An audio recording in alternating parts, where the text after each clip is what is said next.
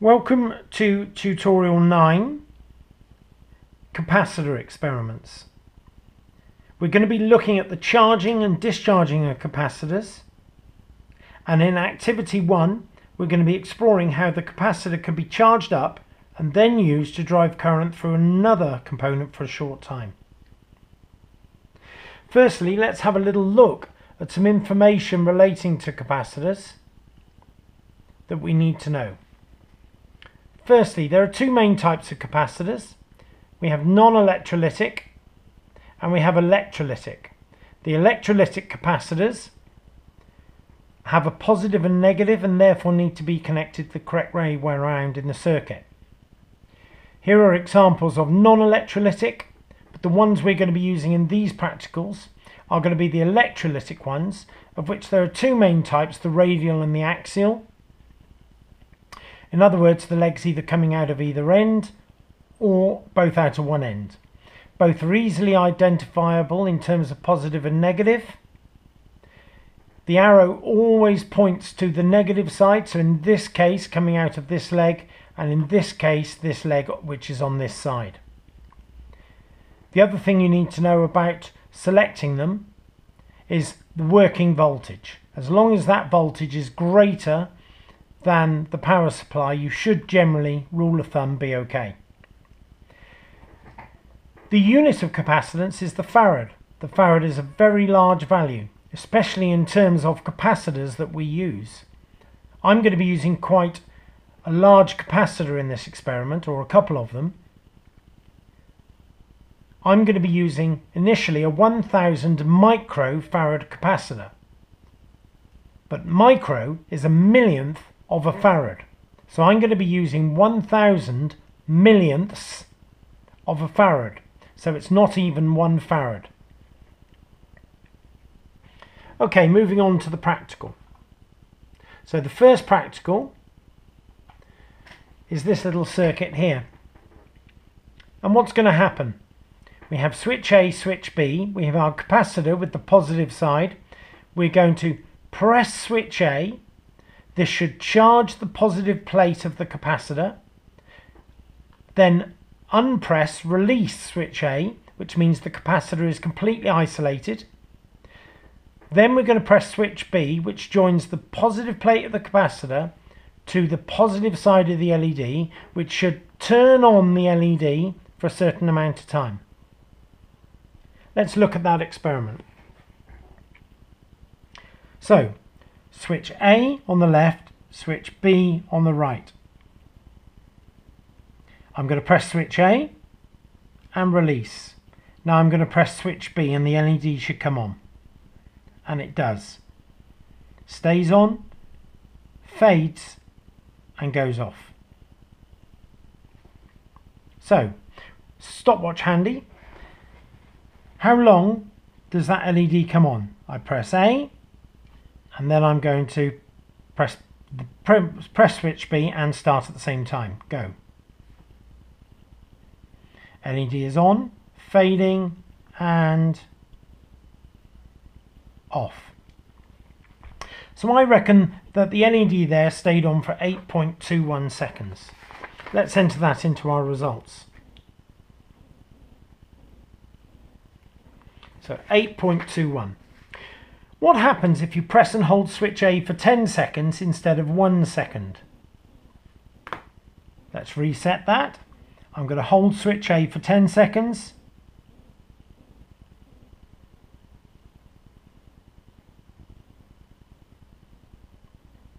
And release. Now I'm going to start the stopwatch again and press switch B at the same time.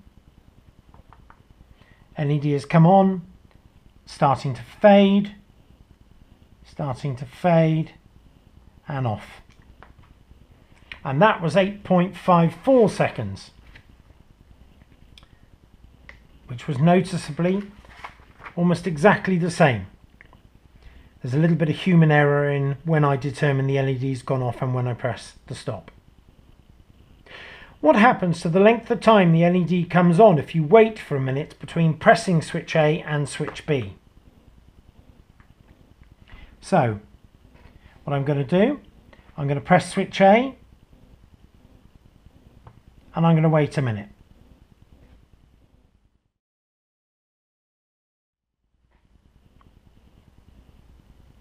$55 and release A. Okay, let's have a look and see how long the LED stays on for this time, and go. It's fading and off, and I made that 8.24 seconds. So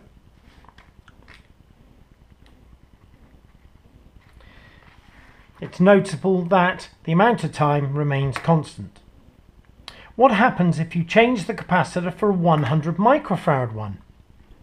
So I'm going to take out my 1000 microfarads. I'm going to replace it with a 100 microfarad, making sure that I get the positive and negative legs round the right way.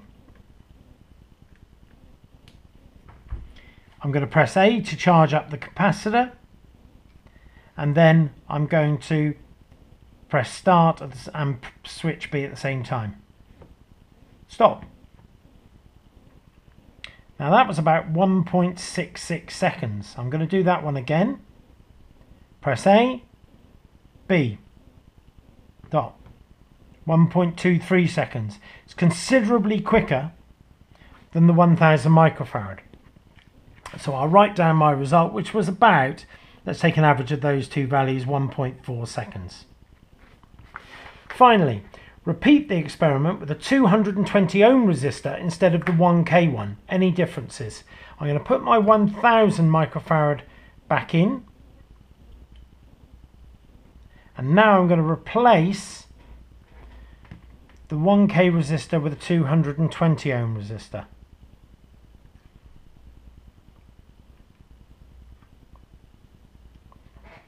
So I'm going to charge up A, and then I'm going to press switch B and start and stop. So back with our 1000 microfarad capacitor, but using a much smaller resistor, in fact a fifth of the resistance. I made that time 3.14. I'm going to do that one more time. Press A to charge up the capacitor and go. And stop. I made that 2.69. Judging when the LED has gone off exactly is a little bit more difficult. So I'm going to put down 3 seconds here. So what can we conclude in this experiment? Well, firstly, what time is taken to charge a capacitor? Well, quite obviously, we pressed switch A. It didn't matter that we held it for a minute. The time taken to charge a capacitor is instantaneous. It charges immediately when you connect it directly to a voltage source. The size of the capacitor and the charge? Well, quite clearly, the larger the capacitor, the longer the LED stayed on for. Therefore, the larger the capacitor, it must be able to store a larger charge, which enables the LED to draw current from for a longer amount of time. And the size of the resistor and discharge? Well, quite clearly, the resistor, when it was reduced to a smaller value, meant that the LED didn't stay on as long. Therefore, that backs up Ohm's law, if you like, because the smaller the value of the resistor, the less resistance to current, so more current can flow. Therefore, it meant that the capacitor was discharged much quicker. So the size of the resistor, smaller the resistor, the quicker the discharge. This is the end of the first activity.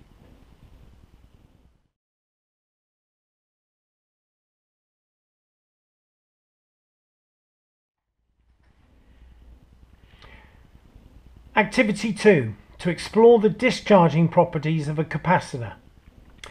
So looking at our circuit diagram, we have switch A, and when we press switch A, it will instantaneously charge up the positive plate, positive side of the capacitor. When we release the switch, it will start to discharge. So the second you press that switch, because this is connected to 5 volts, that voltmeter will read 5 volts. When we release the switch, it will read 5 volts and then start to reduce as the capacitor starts to discharge through the 22,000 ohm resistor. So let's have a little look at our chart that we're going to fill in. Time 0, 300 seconds, 5 minutes. At those times we want to enter the reading in our table. So looking at our circuit, switch A. At the moment the voltage is 0. The second I press the switch, that voltage will go to 5 volts. Here is one quick little tip. There is a hold button on here. So as I get to the time on the stopwatch, if I press the hold button, it will allow me to take an accurate reading of the voltage at that point. So I press switch A and the voltage goes to 5 volts, 4.97. The second I release switch A, I'm going to start my stopwatch. Go. Okay, 1, 2, 3, and here's my hold button. 6, 7, 8, 9. So after 10 seconds it was 4.15. 4.15. 19, 20. After 20 it was 3.41.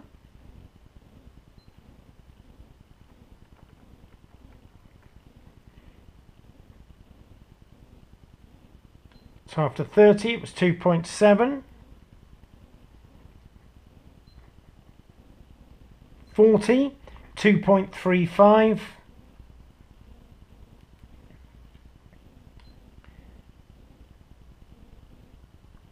50, 1.96.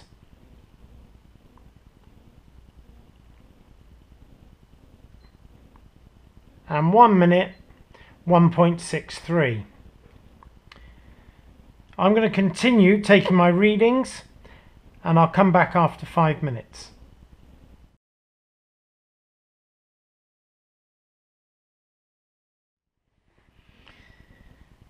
Okay, let's have a little look at the results of our activity that we've just done, looking at the discharging of a capacitor. Hopefully your results went something like mine, so they went from about 4.97 volts all the way down to about 0.07. You will have noticed that it discharged quite quickly at the beginning and then slower at the end. So if you've plotted your graph, it should look something like this.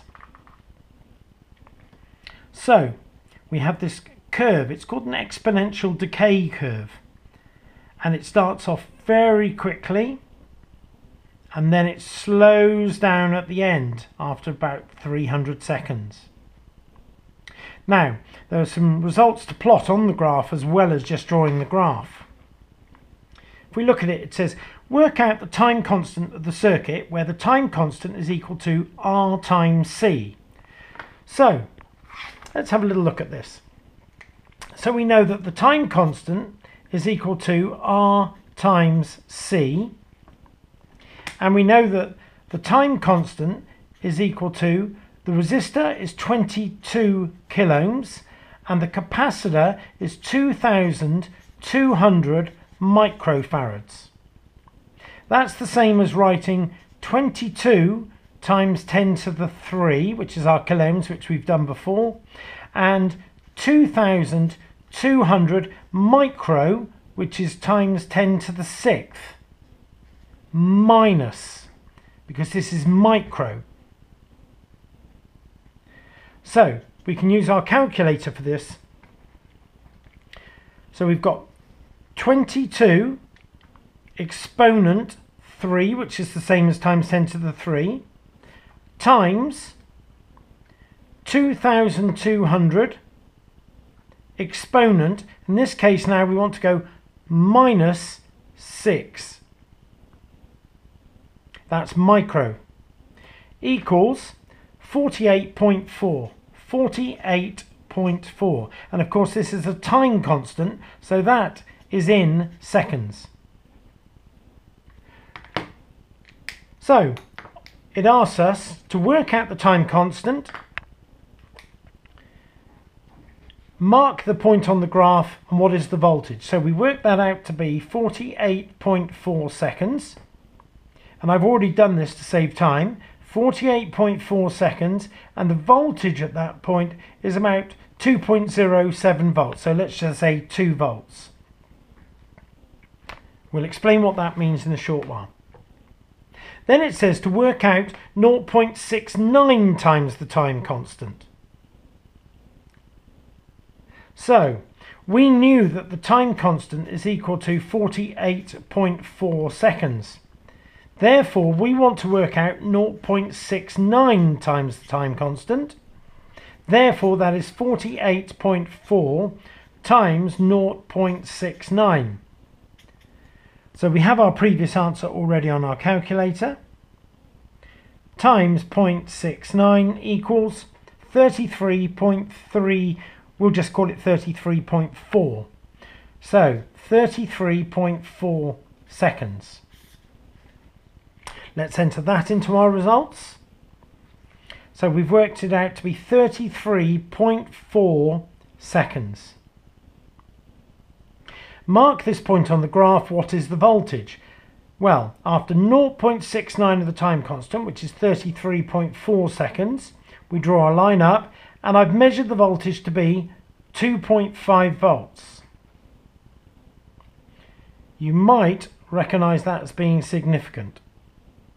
And then finally, work out 5 times the time constant.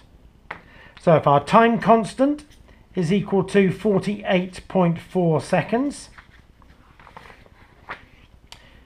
5 times our time constant is equal to 5 times 48.4, which is equal to 242. 242 seconds. So if we now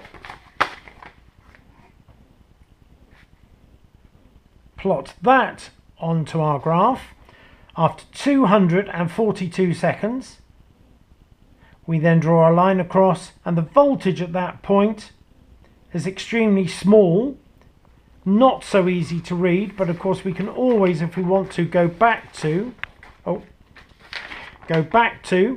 242, so it was about 240, about 0.09 of a volt.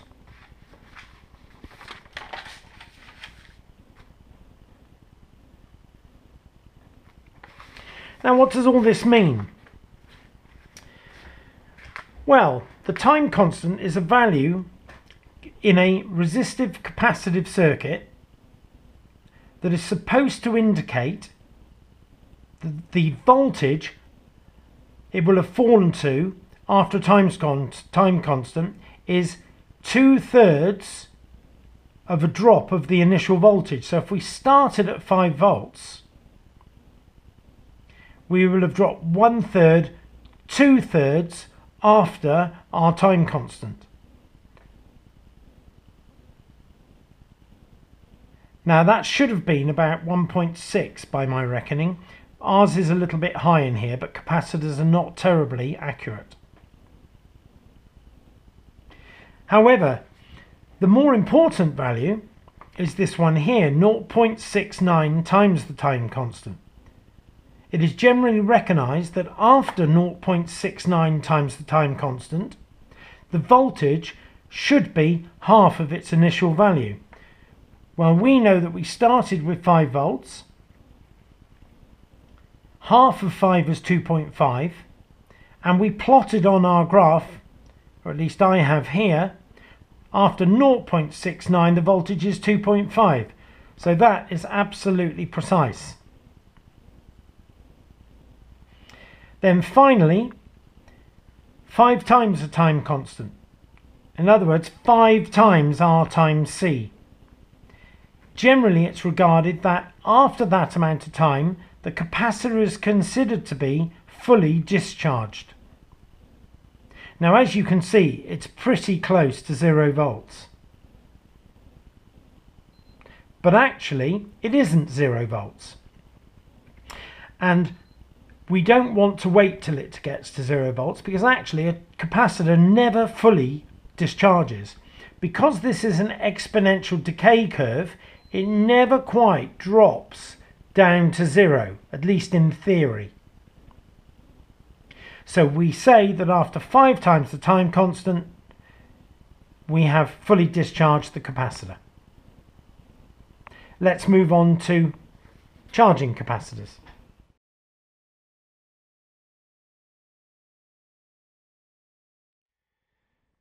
Okay, welcome to activity 3, where we're going to explore the charging properties of a capacitor as opposed to discharging.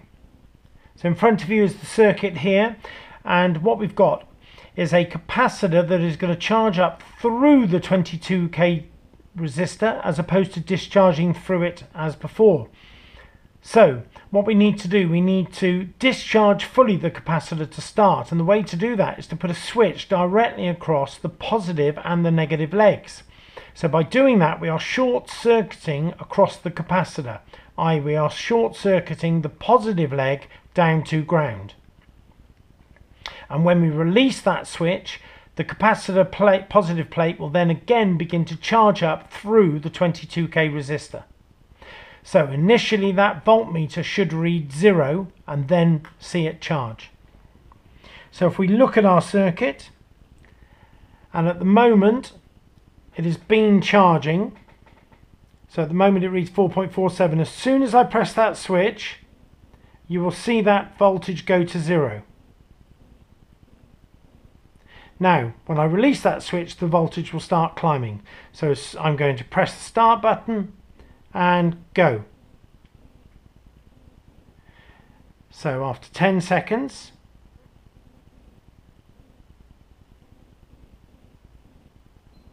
it is 0.8 of a volt.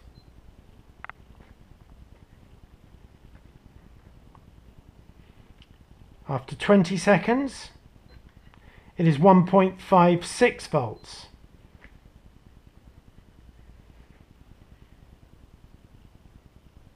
(30) 2.1 volts. I'll come back to you in 5 minutes' time.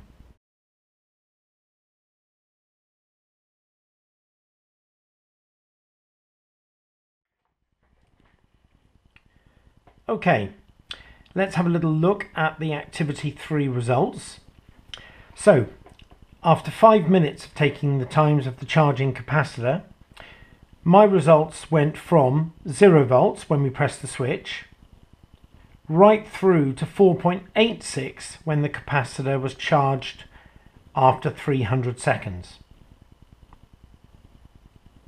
Hopefully your results will be similar to that.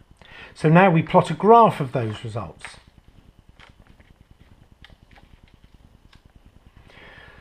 So looking at our graph, we can see that now the graph once again is an exponential graph. In other words, that means it's not a straight line graph.